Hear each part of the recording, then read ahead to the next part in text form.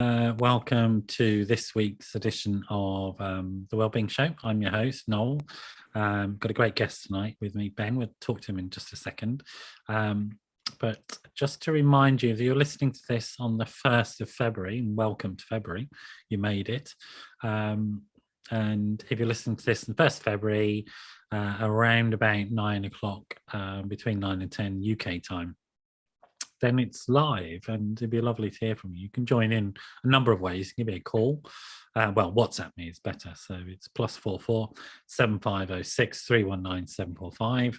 I'll pick up your messages. Oh, there we go. I've got a virtual background on at the moment. Does that weird thing? Everything disappears.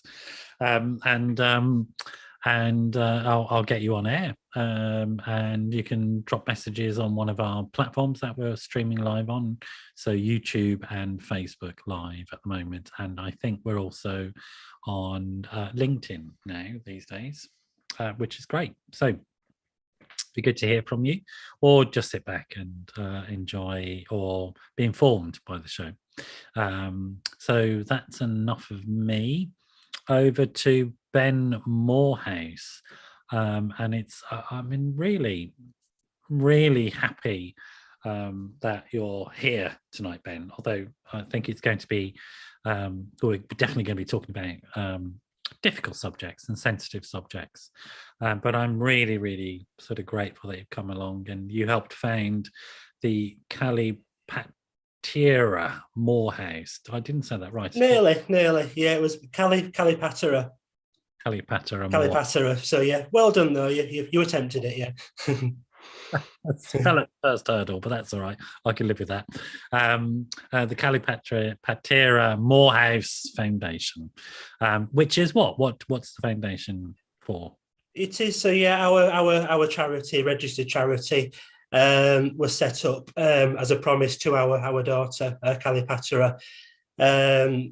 Our daughter was stillborn in October 2018.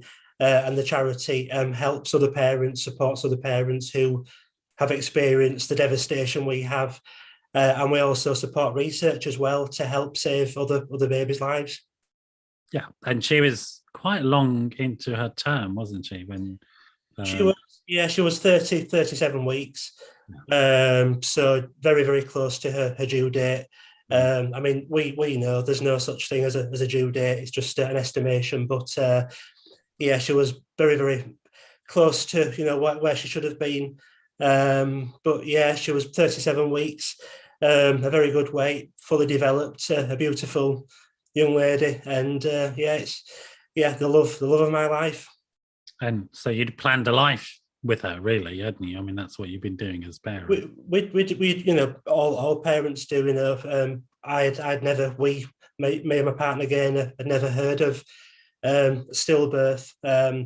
Like most other people, we know miscarriage does happen, which is before 24 weeks of pregnancy. Stillbirth is when a baby dies from 24 weeks or onwards, before birth or during birth. But yeah, we had prepared to change our life, to be the responsible parents for our daughter, and then within seconds, within minutes, life changes once again. And had you had any indication that there were problems with Callie? Do you mind if I call her Callie? No, that's fine, no problem. So yeah, no, it was a textbook pregnancy.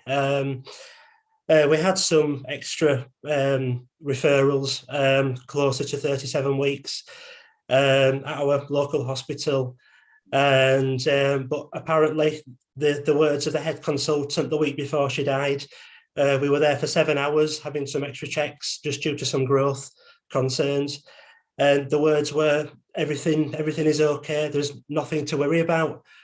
So yeah, as far as the local hospital were concerned, everything was okay, and she was ready to come into this world, within a couple of weeks, with her eyes open, breathing, crying. But for us, everything changed.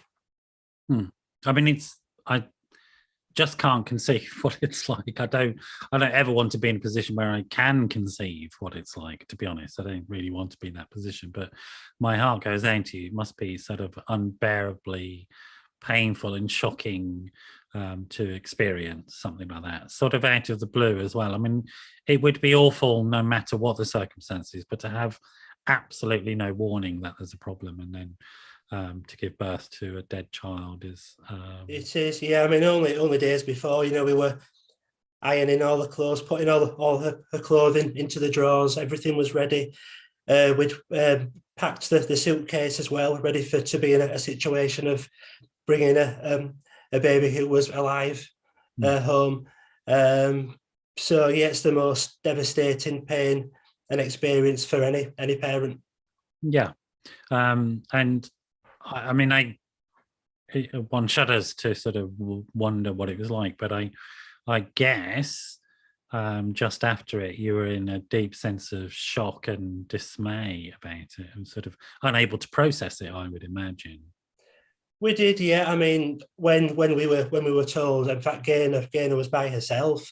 I had been to every single appointment, but because of the week before, and I was off work for half a day, and because of the extended time we were at the hospital, I had to take a full day off work, and then because we were due back the week after, I just said, we'll be okay. We've been told everything's okay. I don't want to take the mick at work, and you'll be okay. Just let me know how things are when you've been. And I went to work as normal on the Wednesday. And then I had a phone call come through the office. There's the maternity receptionist on the phone who needs to speak to you urgently. So yeah, Gaynor was by herself when she was told. But not only that, she was on the very same maternity ward, hearing all the other babies crying as well. Right. So yeah, she was in the same environment. And then on the Wednesday, I went down to the hospital to see Gaynor, to meet the midwife, to find out what's gone on. And then we had to return home for 2 days carrying a dead child inside of Gaynor. Right. Come home for 2 days, and then we had to return to the hospital 2 days later to give birth naturally to our 37-week daughter. Yeah. It's very, very difficult. So what a story. And I just want to be aware, maybe people listening to this and sort of may be very upset, and some people may have gone through it.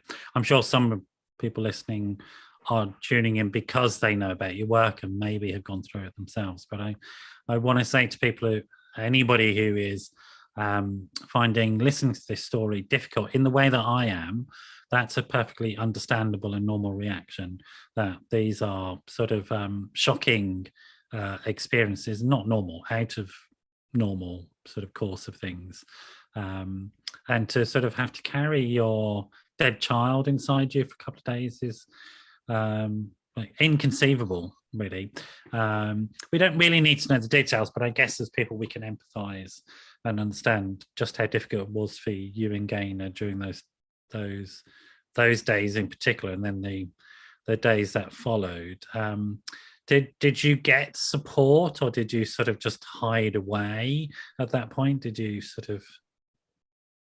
There was very, very limited support from the maternity side of things. There's no checkup to see how you are. There's no wellbeing checkup. For some people, everybody's very, very different, as you know. Emotionally, mentally. Thankfully, the kind of people we are as a partnership, we look after each other. But coming home, we had to let family know very, very gently. Some of our family was there for us, but at the same time, we just needed our own space, which was important as well. But yeah, professionally, there was no real support available to see how we were. And because if you birth to a child that was alive or had lived, you'd have had you'd had more professionals than you can shake a stick at, to be honest, on a regular basis, turning up to check on the welfare, really, of the child. I mean, they say it's about the mum and the child, but actually they're there to check up on the welfare of the child. And so suddenly all that disappears, and you were just sort of left What was that like for you both? Yeah, it was absolutely devastating. It was. You just felt it was just like a sad, another sad story. We were just left in limbo, and to come back to a home which was ready. Everything was prepared. Sure. Reminders everywhere, and it's just such a good job. We are able to look after ourselves mentally and each other. Because for some parents who we do meet through what we do, it's a very different story. Yeah. But yeah, to have no support, nobody just giving you a quick phone call to say how's things, it's just not good enough, really. No, it's definitely not good enough. I'm glad you were able to lean on each other.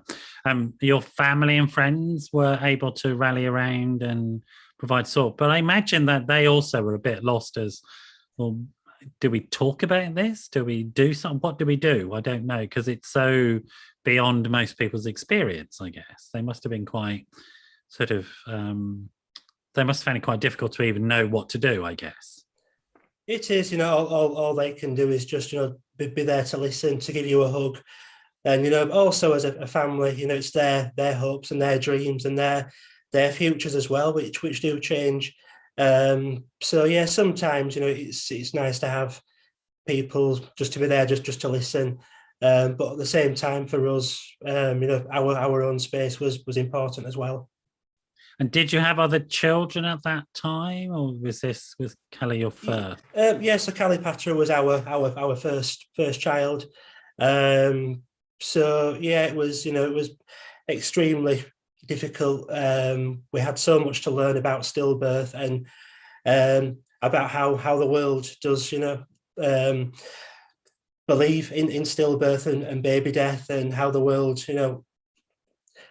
accepts baby death, and the whole scenario around it. But yeah, we just felt like it was just at 1 minute everybody was interested because there was an alive baby on the way, and then yeah, it's just the other end of the scale. Yeah, it's so just devastating and still is. Yeah. Yeah, I'm sure. Yeah, I mean, I think it's one of those things. Any death is, my own experience of death is that I can't change the nature of the experience. The person stays dead, but my relationship to that experience has changed over times. But it's impossibly sad when we lose somebody that we love, and I guess maybe more so when we've not really had a chance to get to know the person. We've just got a series of dreams and hopes and aspirations rather than an actual relationship as such.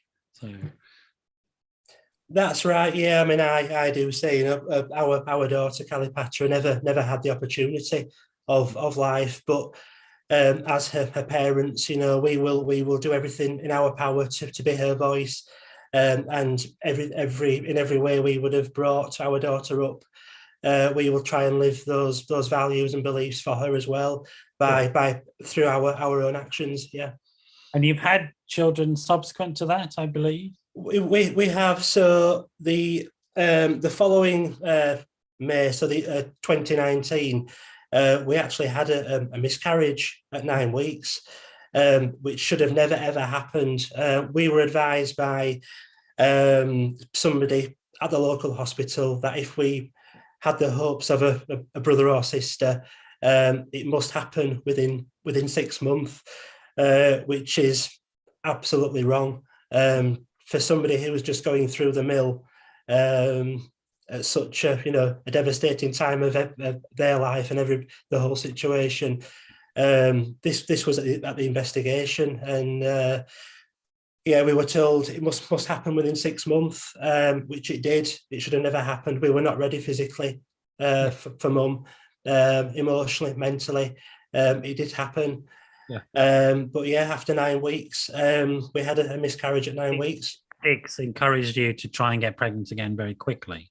It did, yeah. I mean, we some people use the term try again, but you don't try again because every child is their own individual, and has you have a very different love for every child.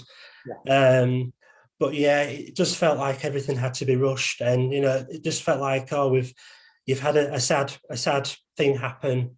Let's try this one more time and see what happens. Like you've just fallen off a bicycle, get back on the bicycle type thing. But yeah, like falling off a bicycle, to be honest. No. So we always said, we even before Kallipateira was born and conceived, we had a hope of a brother or sister, if we were fortunate enough and lucky enough and blessed enough. But through everything we did after the miscarriage, we knew we had lost trust in our local hospital. Yes. And to enable us to have the best chance of bringing another child into this world with a better outcome, we had to be looked after by the best in the field, really, of stillbirth, people who understand, and the people who understand why Kallipateira died. So we self-referred to the Tommy's Rainbow Clinic in Manchester, under the expert eye of our much-loved Professor Alexander Heasel. And even before conception, we had a meeting with him. We spoke about what happened, why. We found out more information on why Kallipateira died, which did shock us, because we were never told the full story. And thankfully and luckily enough, we did become pregnant again. Yeah. And through the love, care, and research of Professor Heasel and his team in Manchester, during lockdown of 2020, in May, we had our rainbow baby, Apollon Alexandros. So yeah, Kallipateira had a little brother who was here safe and well. But if it wasn't for the love and care of Alex and his team, he wouldn't be here today. We just needed the extra care, and an expert eye looking after us. And yeah, thankfully, he's here, he's well, and he's a real lucky boy to be here. But he's just loved so much. Yeah. And so, tell me about, if you don't mind, just because it might be helpful to understand this. What were the what's the stuff you found out about stillbirth and the causes of it and the reasons for it? Yeah, so we did find out when we had the original initial investigation locally through the hospital, which there were a lot of the blame did feel like it was put onto us as parents, and especially mum. But once we had, yeah, it does happen. We're not the only parents. It does happen all over. Yeah. We just hear that so often every week by different parents who feel it's they're not given the reasons why it happened. So after our discussions with Alex, we found out the reason why, and one of the main reasons why that Gaynor did have a very rare condition with the placenta, which did need some extra TLC. Kallipateira's placenta as well was also very, very small for a baby of her size. So we did need to be given some specialist or recommended drugs to look after the placenta, to help the placenta grow. And if it wasn't for the the medication and the expert eye of the team in Manchester, like I say, Apollon would not be here today. So we have just so much love and appreciation for Alex and the team, and I know so many other parents do as well who do use Alex and his team to help their families. Yeah. And the children that are born through this team are called rainbow babies, I believe. Your son is a rainbow baby. He is. So yeah, I mean, a rainbow baby is basically after every storm, after the bad, there is hopefully some good. And it's just some joy after the bad. It doesn't mean all the bad has gone. The bad will always be there, but it's just a little bit of happiness and hope that is brought into your life, and it does help. And you talk about Callie, not in a bad way, but I think in a very healthy, nourishing way, as though she's available in some way, that she's growing with you in some way, it seems to me. Yeah, I mean, Kallipateira is in our world. She does exist in every way possible. She's a part of our family. She may not be here in the physical world, but in every other way, she's here. And as long as we love her, and we will always love her, she'll always be here and a part of our family, and until we meet again. And she's. What strikes me is talking about your love for Kallipateira like this. Your face you're just beaming. If people are not seeing this, they may be listening to it as a podcast audio. That's very sad. Get onto the video and watch Ben's face when he's talking about Kallipateira, and when you're talking about your son Apollo as well. You're absolutely alive, and it tells me that she is alive because of that. She is. I'm like when I'm speaking to yourself now. I am Kallipateira's voice, and it's just to be able to speak about her and the love and her whole legacy. It just means the world to myself. So thank you. It's wonderful. I mean, it's a real sort of pleasure. I'm a parent, and there's nothing quite like the love of your child, whether they were stillborn or not, by the looks of it, that they could be alive for you in your heart in so many ways, and that's just such a gift that you've got, Ben, that you're offering. Such a beautiful gift. Oh no, thank you. Yeah, I mean, it is a promise I made Kallipateira, as I held her in my arms in the hospital. Oh. And I just said to her, look, I will do you proud. And as her dad, I would have given Kallipateira my life for her to be okay. And any parent who would do the same. And the gift of a child it's a miracle. Conception to birth is just a real life miracle. And anybody listening to this, if you have children, no matter how old they are, just give them an extra hug today or whenever you do see them, because life's too short, and just make the most of your family. Definitely, yeah. I would expand that beyond your children to all the people that you love, to be honest. Definitely, yeah. That people would include themselves in all the people that they love, and give themselves a bit of a hug as well.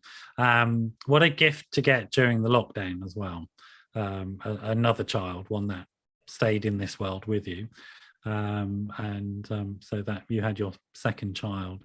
I'm really touched by what you said about the thing about trying again, because I think you're right. You can't replace a child with another. That's a really, that's not possible. Yeah, no. I mean, this is the sad thing that we do face. For coming into the 5th year now, and because Apollon is here and well, there's a lot of people, and including family. We have a very different friend circle now, but there's a lot of people who think we're just okay now, and they do see Apollon as a replacement, and no child is a replacement. And he's part of our family, his own individual, as Kallipateira is. But yeah, there's no babies, no. Yeah. Do you talk to Apollon about his sister? And I do. Yeah. I mean, he's still a little bit too young to understand. He's still developing. But I do speak to him, and we look at her photographs with him, and he waves to a photograph on the fireplace. And he always gives her a kiss. Yeah. That's the plan, is to let Apollon know about his sister as he grows, so that he can choose to have her in his life as well, I guess. Definitely. He is Kallipateira, his big sister, and I always say with Kallipateira, she may have done more good in this world through this situation than I know. If it would have been okay. But yeah, Apollon will be inspired by his big sister, and I hope he will also continue her legacy as well. Yeah.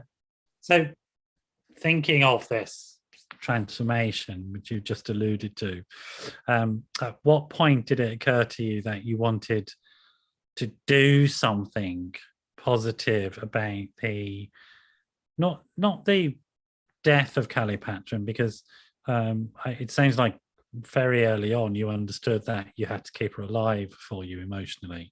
But I'm talking about really about the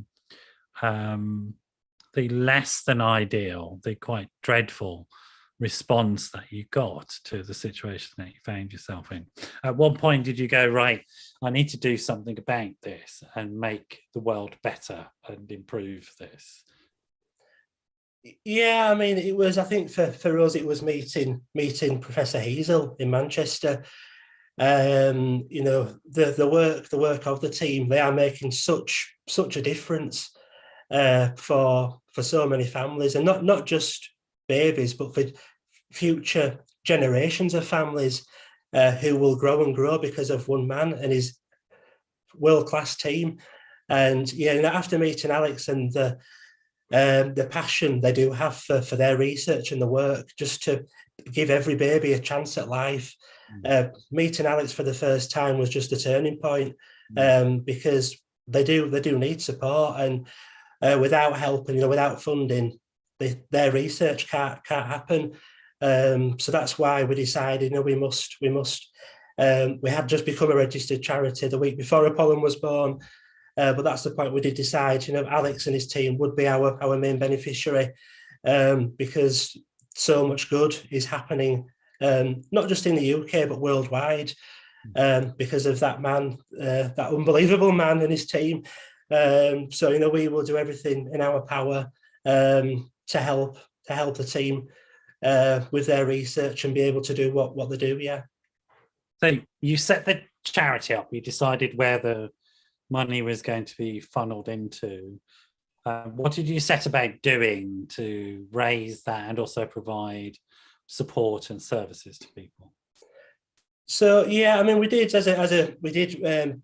launch as a charity during lockdown.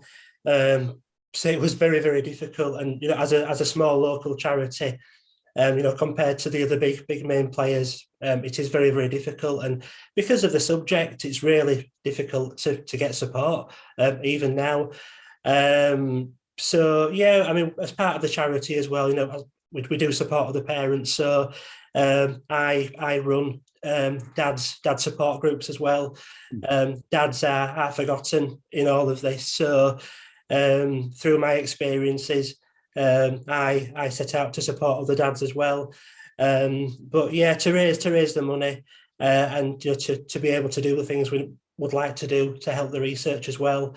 We do a lot of things, such as, you know, raffles, but to raise the bigger money, I have to put my trainers on every year and take on extreme endurance challenges to raise the money, which I've done for 7 years now. I did it for another charity before. I was inspired by a man called Steve Prescott, who was a rugby league player, who is one of my life inspirations, who keeps me going even now. But yeah, year after year, I'm putting my trainers back on with extreme challenge walks, and you know, it raises good awareness, and brings in some good funding as well for Alex and the team. A sort of website that sort of lists some of this stuff and allows people to donate as well? We do. So yeah, so this year in July, I'm actually walking from Edinburgh Castle through to St Mary's Hospital in Manchester, where Alex and the team are based. Some people do this over a week, some people do it over 2 weeks, but Ben Moorhouse from Halifax, the bereaved dad, will do it non-stop, 206 mile day and night, just over a couple of days. So yeah, it's going to be another extreme challenge. Yes. So yeah, it is, but it does helps me channel my grief and my pain and everything which I do go through.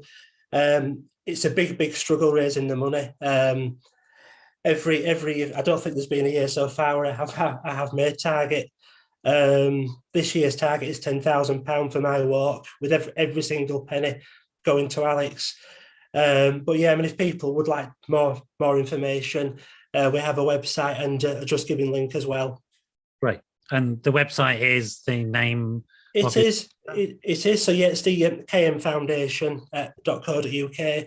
And my link for this year's Extreme Challenge, or record-breaking Extreme Challenge, is justgiving.com/Manchester 206. James will put those links out so people can get to know them. We'll come back to them at the end of the show as well, so that people get reminded of it. So you began to mention like your experience as a dad, as a guy within this, and maybe a slightly differential experience to Gaynor, to other sort of bereaved mums who go through this. So can you tell me, what was it like, I suppose, from your perspective as a guy, in terms of how people dealt with you? I know that you and Gaynor are exceptionally close, but that's not always the case in situations like this as well. So can we begin to talk about that a little bit, these gender differences? It is, because so for the mum, I think because people know mum is the person who carried the baby, they experience the most grief and the most pain, and go through the most devastation. But as dad, as a partnership, as the person who it does take two to tango, and as the person who is part of this family, as a dad, we do grieve dad's hurt. We are fully entitled to hurt, to grieve, to be emotional, to cry. But sadly, society expects dads to be the strong ones. We always hear of the term, "Oh, you must be strong." But what is this strong people talk about? Yeah. There's not, even now, every day I cry for my daughter. Yeah. My grief journey, every day is very, very different. You have to adapt to a new life. But as a dad, even now I am alienated to the world. Nobody very rarely asks how I am. They will ask how I am for Apollon, as part of Apollon's dad, but never Kallipateira.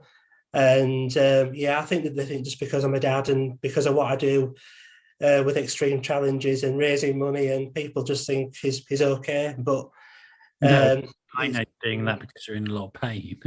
Yeah. You process the pain, get a bit of physical pain rather than the emotional pain, is preferable sometimes. The way I'm relating to this, and there's no equivalencies in life, but a sort of a life experience I had was when an ex of mine, this is going back a long time, had an ectopic pregnancy. And I was only in my 20s, it has to be said. And I remember being devastated. I remember two things: being devastated by the loss of that child, which I didn't know I wanted. Very different to you because you'd gone to term, so you knew what you were planning for, etc. And this was way early. Ectopic pregnancies are very early in the process. But I was devastated, and also I was surprised about the amount of loss I was feeling. Not because it was ectopic and early, but because the world had told me as a guy I wouldn't want a child in the same way that women want a child. And at that point, I realized that that's a pile of crap. It's not true. That guys want children as much as women want children. Not every guy. I think. No. Yeah. But certainly this guy was absolutely sort of smashed to bits by that. And my partner at that point was really shocked. She had nothing had prepared her for the level of grief I felt. The world she sort of knew that she was okay to feel the grief she was feeling because she got those messages. She had no idea that I was going to feel it. She had no idea what to do with it. And that's how I'm relating to it at the moment. I think it was slightly different for you, for your circumstances. Also, you and Gaynor were more emotionally mature and in tune with each other. But what sort of experiences are you hearing about from people around this sort of stuff? Yeah, I do meet just so many dads who, recent dads and dads from 50, 60 years ago as well. And yeah, they're just so very different, differently from by most people, and there seems to be a expectancy within society that certain things should be a certain way, and every single person is their own individual.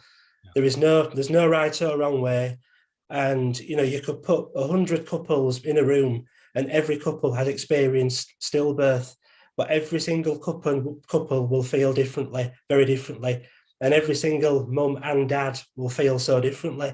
But there's just no right or wrong way, and there's just society just expects, but you have to walk on your own path. And one of the things that I'm interested in, particularly in guys working with guys, is that the mental health outcomes for men are so disastrous. So 75% of suicides are men. And also it tends to, gender differences in mental health outcomes are women tend to have more of the what's called common mental health problems, anxiety and depression, and men tend to have the more severe mental health conditions, the bipolar, etc. And the working theory is that it's because men don't talk about the psychological distress they're having enough, and therefore end up in very dark places. What's been your experience of getting guys to discuss what's going on for them, dads, to discuss what's going on for them? Yeah, I mean, when I do speak to the other dads, I'm a believer, like we are now, just speaking openly, and as a friendship, with open arms, and it's a very, very open, chats we do have with all the other dads, which does allow them to open up and be themselves. So the most important thing is for dads just you're not running therapy groups to grief. You're offering peer support, as we call it. That's right. Yeah, I mean, it's something I never had, but just to have somebody there, or a few guys there who have a little bit of understanding, and they are there to listen, and there is a shoulder to cry on as well. But dads, more dads do need to speak out. I do know there is still a hell of a lot of dads out there who, it could have been 50, 60, 70 years ago, who will just hide in the shadows. And like I say, that's their choice. But life is just far too short to build things up inside. And, really their choice, but it's also, it isn't. It's our choice as to how we organise services to support guys and encourage them to. There's a really interesting guy called Robin Hadley. He's a really fascinating guy. He's done research on childless men.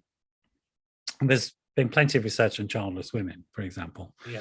And we know that if you're a childless woman and you wanted to have children, your health outcomes are worse than if you're a mum who had children, or you were a childless mum who never wanted children in the first, or a childless woman who never wanted children.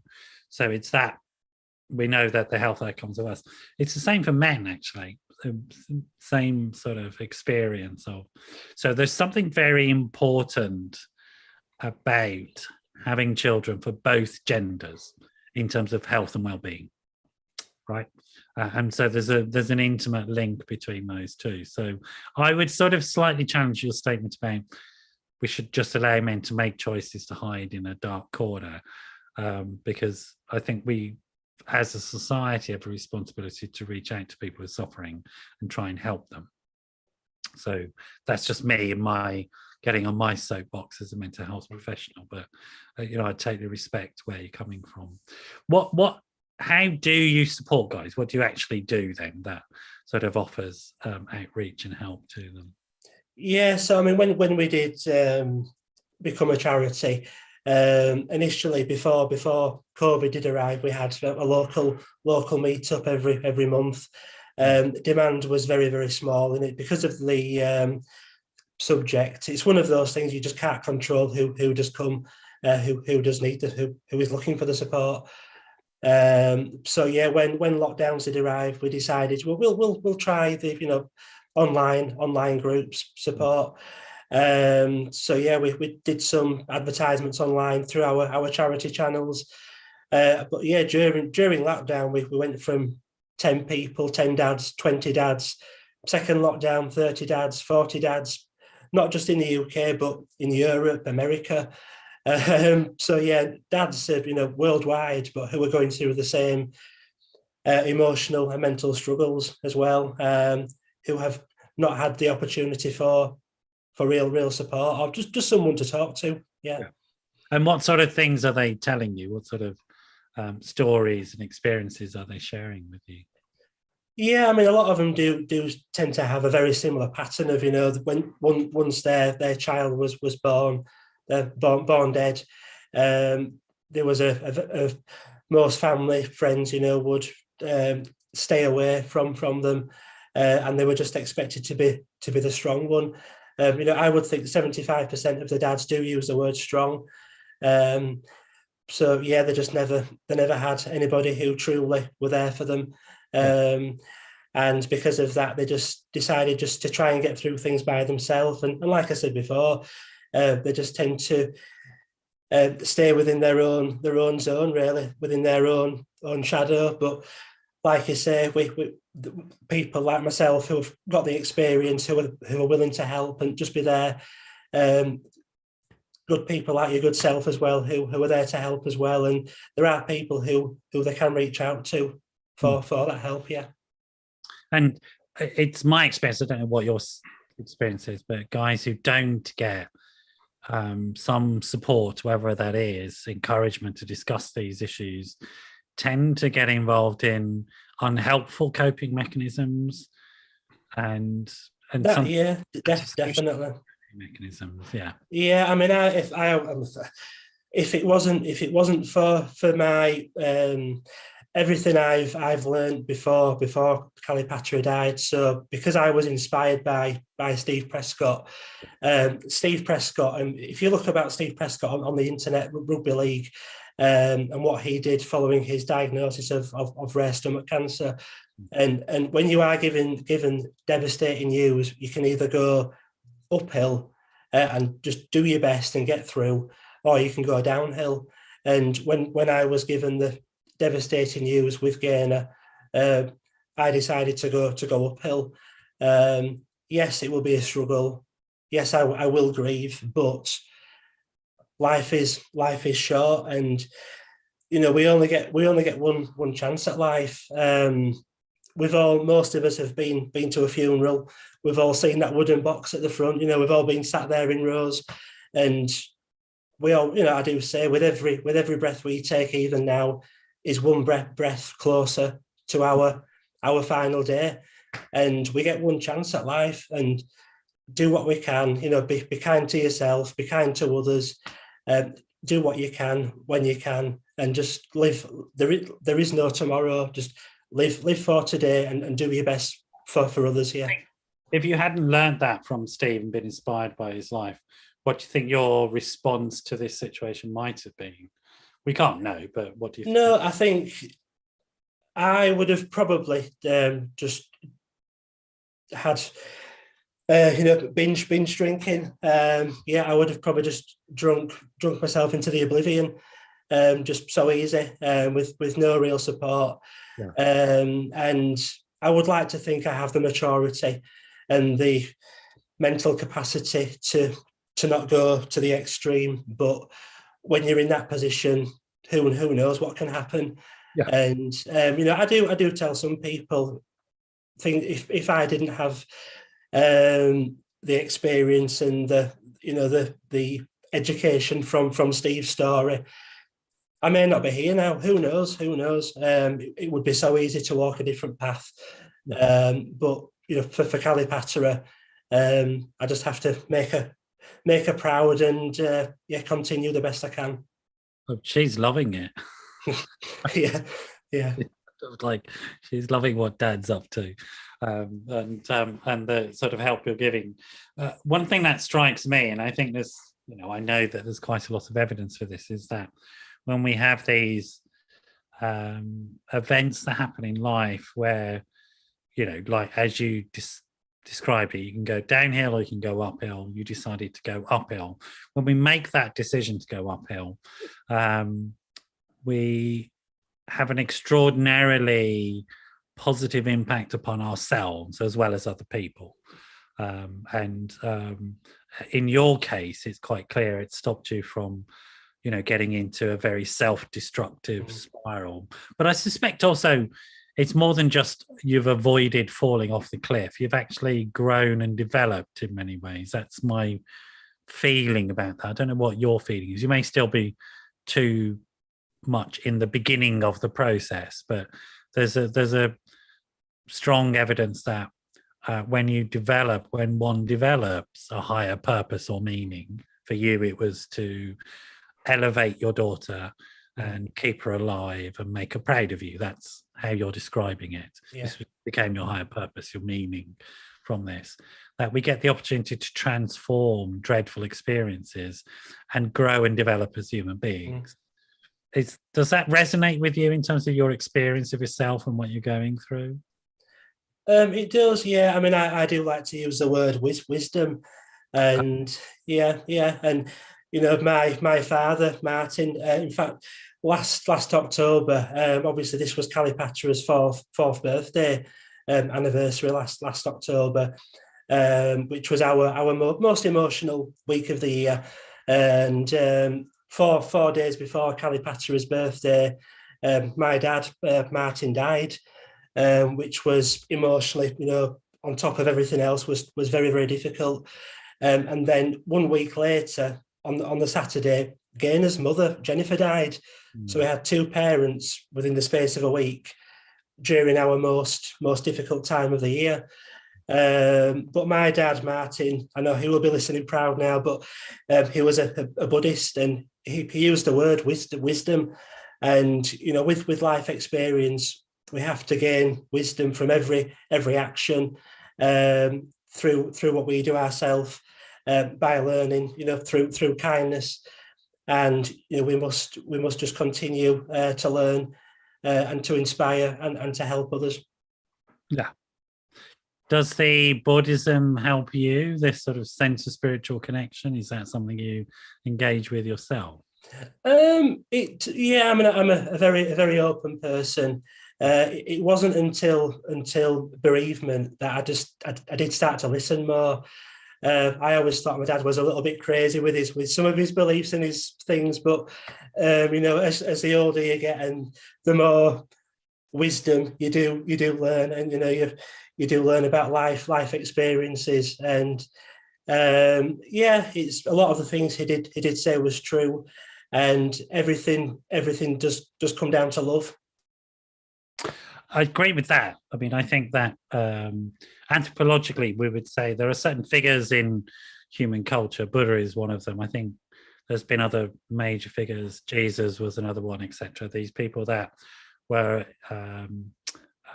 projected to be very powerful figures who were essentially saying very similar things, which is this pro-social, bigger than self approach to life. That there's something more than just what we are, in terms of our experience. And I think in Buddhism is interesting in particular. I'm not a Buddhist, and I'm a dyed-in-the-wool atheist when it comes down to it. As far as I'm concerned, you're born, you live, and you die, and that's it.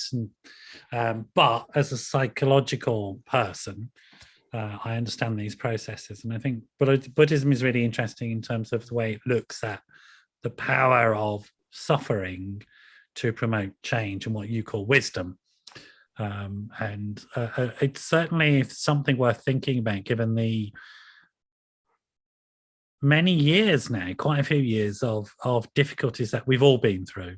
Brexit, lockdown, Ukraine war, sort of depression in terms of economic depression, the cost of living crisis, and the fact that today saw the UK have its largest walkout of people in many, many decades. I mean, not since I was young and in the 70s have we seen sort of this many people unhappy at the same time.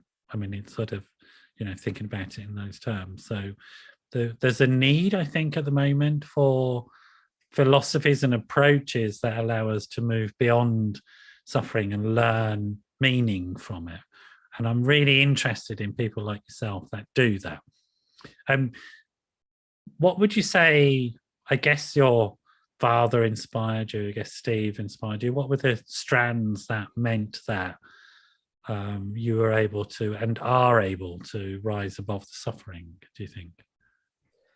Yeah, I think it's just the philosophy of, just making the most of life. And we only, like I keep saying, we only get one opportunity.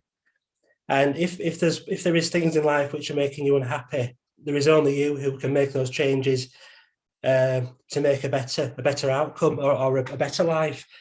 So, you said there that strike chords of me. So making the best of life, i.e. gratitude, being grateful for what you have rather than what you don't have. This is what I've got. I'm going to value this. And then the other thing you said was something about take responsibility as much as you can and do the work that you need to do. Yeah, that's right. So yeah, we are, we're all responsible for our own actions. Right.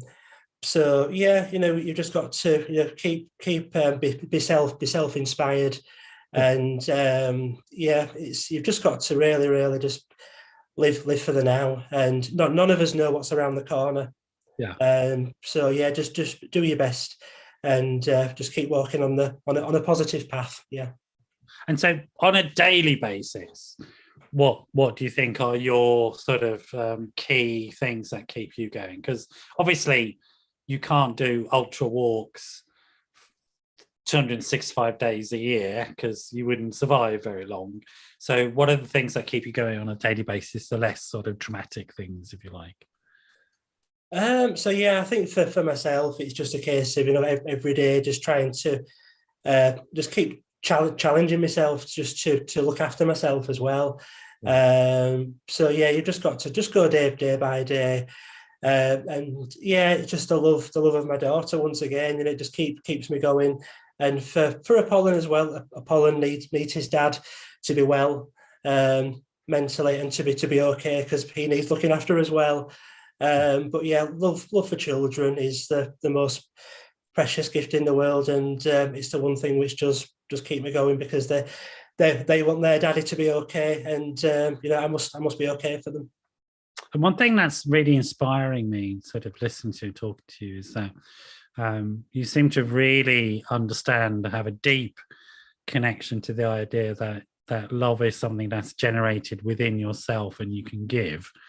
And it's not even, doesn't even need to be reciprocated by a living human being, which is how most people think of it.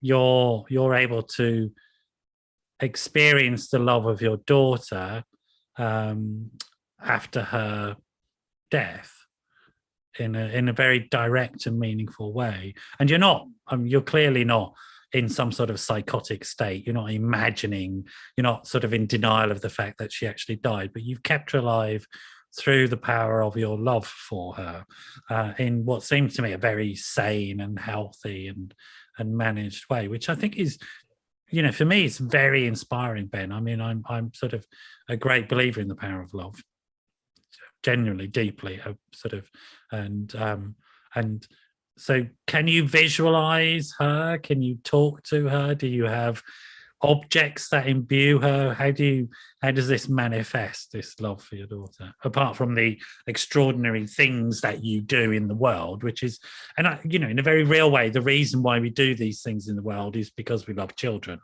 We want the race of the species to keep going, right? That's why. Yeah. But yeah, every day, I do talk. I'm looking at Kallipateira's photograph on the fireplace now, and I do speak to her openly, whether it be at home, on the street, at work. It's just what I do. I know, I can feel in here. She's with me. She's not above. She's with me, and as long as I love, which I always will do, she's always by my side. And I'm a firm believer, there is life after death, through experiences. And and I think knowing she's with my dad as well now, with Gainer's mum, does bring comfort. And we have lots of mementos of Kallipateira, so photographs. We have a memory box as well, which was specially made when she was born, with hand foot. Did you do those things? Was it sort of, or does it naturally occur to you to get that done? Because I would encourage people to do this without a doubt. I think this is great stuff.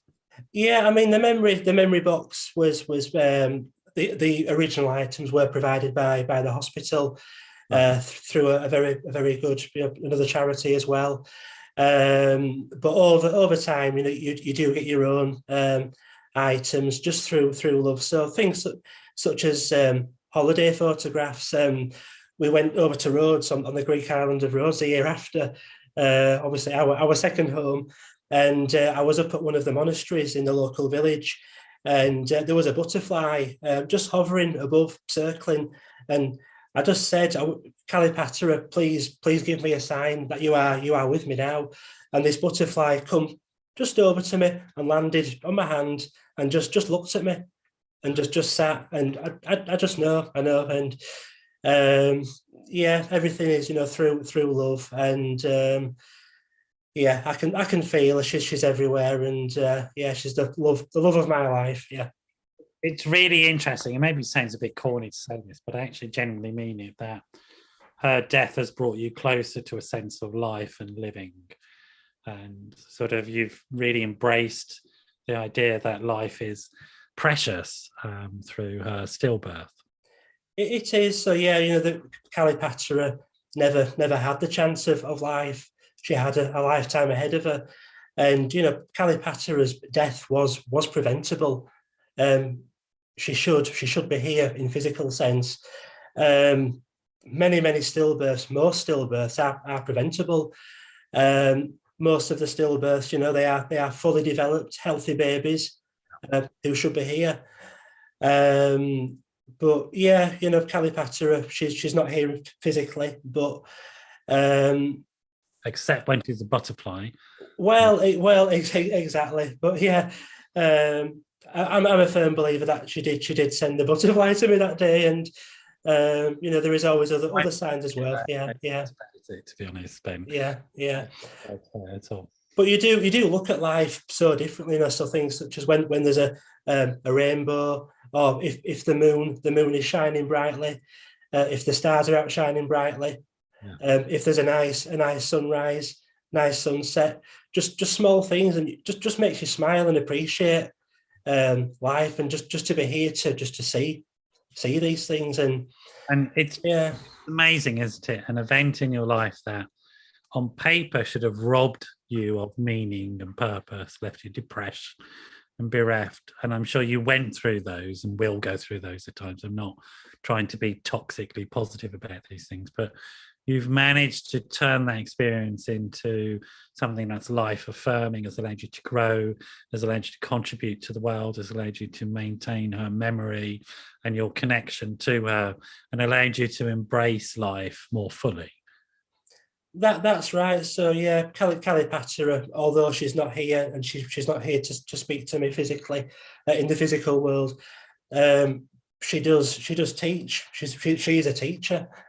And through her teaching, I am learning once again through experience. And And if we're lucky as parents, then we open our eyes big enough and open our ears enough so that we do learn from our kids, because I think our kids teach us all the time something my boy does all the time about sort of how to enjoy life. There's no greater lesson. No. Because I'm a miserable old what's it. If left to my own devices, right? Yeah. And I don't think you'll be a Victor Meldrew. No. No.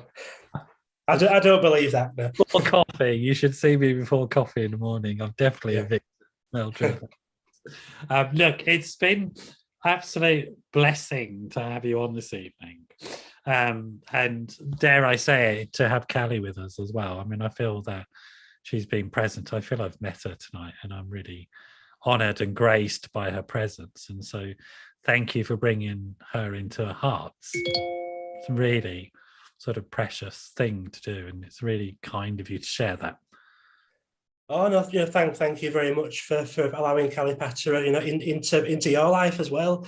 And she's a very proud young lady listening, and she'll be have a big smile this evening. I'm sure she is. Sure she is. And to your boy as well. Hello. Sort of love you as just as much. It's wonderful to have you here as a family. We have to stop there. You stay there. We have to finish the show. As I explained to you, as I explained to all my guests, they'll go an hour, and then it's been an hour already. Good Lord, I didn't. It always flies by. So, but we do have to stop there. And thanks, Ben, for coming on the show and for explaining about the wonderful work that you do. I'm going to finish there. You stay there. I'm going to say goodbye to everybody for tuning in, and do join us next week when we've got another live show. And until then, I'm going to say bye-bye and take care of yourself, folks. Bye-bye for now.